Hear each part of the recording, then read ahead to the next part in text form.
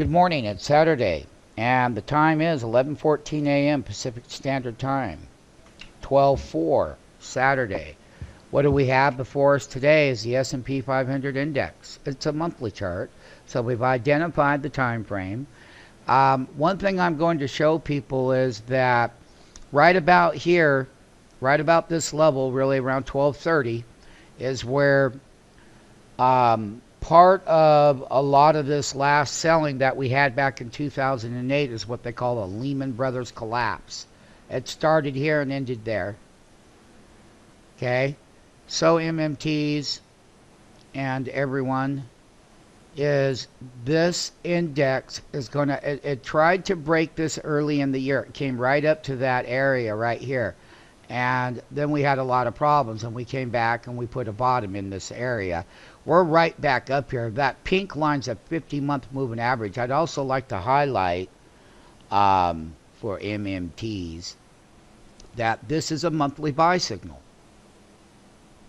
It's not very much of one, but just like over here when we didn't have very much of a sell signal, a monthly sell signal at one time right here, just a little bit, minus 2.5 here.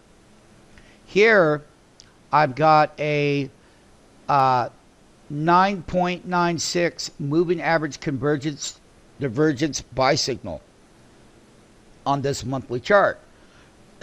Because December is very short-lived so far. And out of 3 of the trading days last week, we had a lot of buying 2 days in a row and then a sideways moving, a little buying, and they did not collapse on day 3 of the indices and the indexes. They remained at the positive territory. So after we had 2 big days of buying in the month, then we had a maintainability up here toward the highs where the markets did not collapse off of the jobs report that happened on Friday. And the jobs report and the unemployment rate is at 9.8%. That one's not a good number. Then here comes the ISM index coming out, another economic indicator that came in, I think, around 55 point something. And it has not been contracting, meaning anything over 50 is good in economic cycles in the ISM. So therefore, it wasn't deteriorating as the jobs number did. And the market shrugged it off. So the pink line is a 50-month moving average. And the last time that we broke below that pink line over here was where this 3-month top was. And then the Lehman Brothers collapse. And bam, down we went. But here's the thing. We were below the 50-month. Here we're not. And what we're going to be following carefully here is that trend line here. This is where the last time we even got close to the level, we sold off.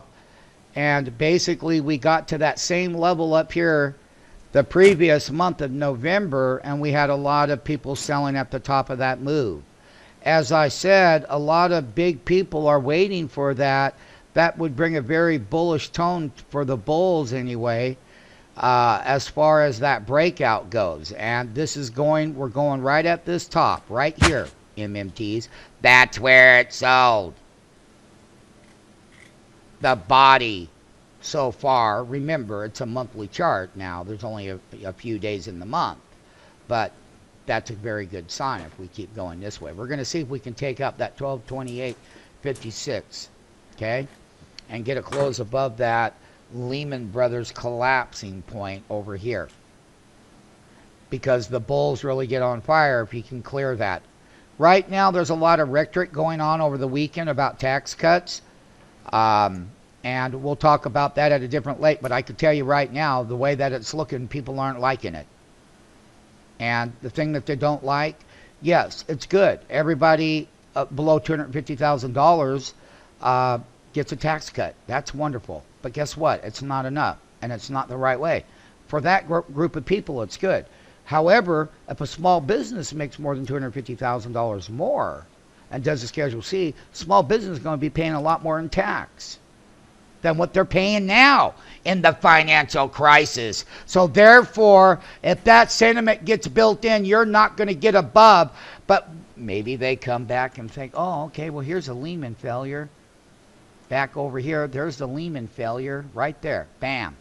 So basically, when we take a look at that, is that that's a failure too. If the group and the people that the last couple of days rally will be unwound and a lot more, and we'll come down very fast and abruptly, because people in this country, there is no incentive for investment under this failure policy. Investment, free markets, investments, free markets, free capitalism, you want to name it, we can go on and on. They're sabotaging it.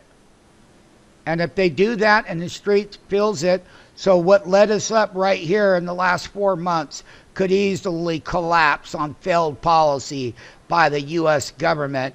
And there's a long ways from here to there. And that would be a nice big fat short. So the bears are going to be feasting on that reality. And the bulls have got a big problem if that happens. So I'm just letting people know what the realities are, not the fantasy. But what would create the move, the bull breakout at this key level, or what would bring the bears in for a big bear move down. And I've said what I've had to say.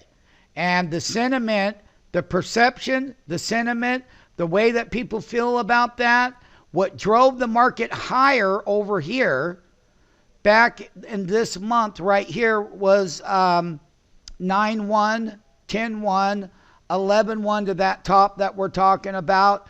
But what drove it up in these 2 months right here, you can get 2 big months or 1 big down rest of the month.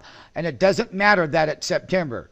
Out of the last 20 September Christmas rallies, there's been 14 out of 20. And let me tell you something. The way that it's setting up over the weekend right now is that they're going to have another failed one. Based on that perception and the evidence of not doing the tax cuts, because that's what led it up in anticipation of a positive event to start with. You don't go up in September and October. That was a 71-year event that had not happened for 71 years. That month right here and this month. And let it be known, MMTs, that I have a chance to short the S&P 500 if that scenario plays out and it becomes factual and evidentiary factual. Then we make a lot of money buying put options that are relatively cheap compared to where they were. They were expensive.